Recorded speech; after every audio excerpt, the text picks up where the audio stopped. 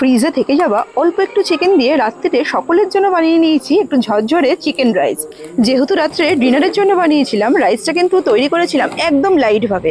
খাওয়ার পাতে মাঝে মধ্যে এইরকম একটু পরিবর্তন কিন্তু মন্দ লাগে না, ভালোই লাগে। সবার প্রথমে রাইসের জন্য চিকেনটাকে ম্যারিনেট করে নিচ্ছি। এখানে বোনলেস চিকেন নিয়েছি প্রায় 350 গ্রাম মতন। 1 চামচ আদা বাটা, 1 চামচ রসুন বাটা, আর সেই সাথে 1 চামচ দিয়ে দিয়েছি গোলমরিচের গুঁড়ো, আর অল্প একটু দিয়েছি নুন, আর সেই সাথে 1 চামচ দিয়েছিলাম ভিনিগার। দিয়ে খুব ভালো করে চিকেনটাকে একটুখানি মিশিয়ে নিলাম। এর ওপর দিয়ে দিয়েছিলাম 1 চামচ কর্নফ্লাওয়ার। সব কিছুকে খুব ভালো করে একসাথে মিশিয়ে নিয়ে মোটামুটি আধা ঘন্টার জন্য একটু রেখে দিচ্ছি। এরপর রাইসের জন্য ভাতটাকে রেডি করে নেবো। সবার প্রথমে জল গরম করতে দিয়েছি। জলটা ফুটে আসলে এর মধ্যে প্রায় 600 গ্রাম মতন চাল ধুয়ে আগে ভালো করে একটু ভিজিয়ে রেখেছিলাম, ওটা দিয়ে দিলাম। একটু হালকা হাতে নেড়ে নিয়ে উপর থেকে দিয়ে দিলাম একটু সামান্য সাদা তেল।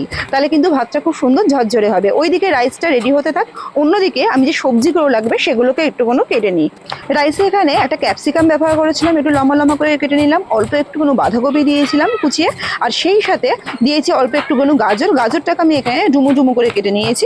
আর দিয়েছিলাম একটু বিনস, সেই সাথে পেঁয়াজ কোচানো আর লঙ্কা কোচানো তো রয়েছেই। আর ব্যবহার করেছি অল্প কয়েকটা রসুনের কোয়া, সেটাকেও একটুখানি কুচিয়ে সাইডে রেখে দিচ্ছি। আর অন্যদিকে কিন্তু আমার ভাতটাও এইদিকে রেডি হয়ে গেছে। আর ভাতটাকে একটুখানি হালকা করে দেখে নেবো যে ভাতটা ঠিকঠাক হয়েছে কিনা। একদম পারফেক্ট রয়েছে ভাতটা, কিন্তু আমি এখানে জল ঝরিয়ে এবার রেখে দেবো। এইবার মূল রান্নায় চলে যাব রাইসটা তৈরি করতে। প্যানের মধ্যে বেশ খানিকটা সাদা তেল নিয়েছি গরম করে, আর এখানে চিকেনগুলোকে ভেজে তুলে রেখে দেবো। চিকেনগুলো ভাজার জন্য তেলটা একটু বেশি পরিমাণেই নিয়েছি। একটু বেশি পরিমাণে নিলে কোনো সমস্যা হবে না, ওই তেলের মধ্যেই কিন্তু রাইসটা তৈরি করব। চিকেনগুলো ভাজা হয়ে গেছে, তুলে রেখে দিলাম। এবার ওই তেলের মধ্যে আগে থেকে যে কোচানো রসুনটা ছিল সেটা দিয়ে দিলাম। সেই সাথে দিয়ে দেবো যে কোচানো পেঁয়াজটা ছিল সেটা। পেঁয়াজ আর রসুনটাকে খুব ভালো করে একটুখানি ভেজে নেবো। আর খুব বেশি লাল লাল করে কিন্তু ভাজার একেবারেই দরকার নেই। এরপর দিয়ে দিলাম যে ডুমো করে রাখা গাজরটা ছিল সেটা। গাজরের সাথে দিয়ে দেবো বিনসটা। বিনস, গাজর আর পেঁয়াজের সাথে খুব ভালো করে একটুখানি হালকা নেড়ে চেড়ে নেবো। সবজিগুলোকে একদম যাতে নেতিয়ে না যায় ওই জন্য প্রথমেই কিন্তু নুন দিয়ে নিই। এরপরে দিয়ে দিচ্ছি এখানে কোচানো বাঁধাকপিটা, আর সেই সাথে ক্যাপসিকামটা।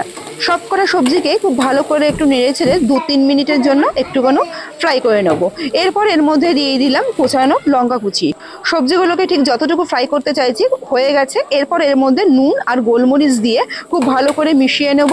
আর সেই সাথে আগে থেকে যে ভেজে রাখা চিকেনগুলো ছিল সেই চিকেনগুলো এর মধ্যে দিয়ে কিন্তু ভালো করে আগে মিশিয়ে নেব। যে চিকেন সবকিছু খুব ভালো করে মিশিয়ে নিয়ে এইবার আগে থেকে যে জল ছড়ানো ভাত ছিল এই ভাতটা ওপর দিয়ে দিলাম।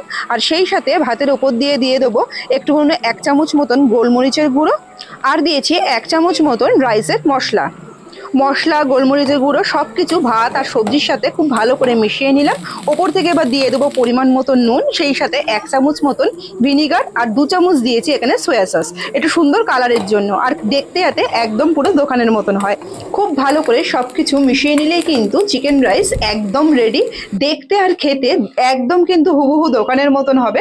চাইলে কিন্তু এই রাইসের মধ্যে একটু ডিমও যোগ করা যায়, তবে আমি একদম লাইট করে তৈরি করতে চেয়েছি বলে এর মধ্যে আর ডিমটা ব্যবহার করিনি। আজকের এই সহজ আর সিম্পল রেসিপিটা যদি ভালো লেগে থাকে লাইক, কমেন্ট আর শেয়ার করতে কিন্তু অবশ্যই ভুলবেন না।